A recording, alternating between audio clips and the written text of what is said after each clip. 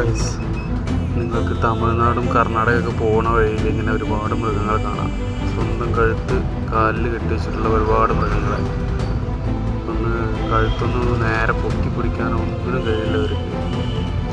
എന്തല്ലേ ഇവന്മാർക്കൊക്കെ എന്തെങ്കിലും ബുദ്ധിമുട്ടൊക്കെ.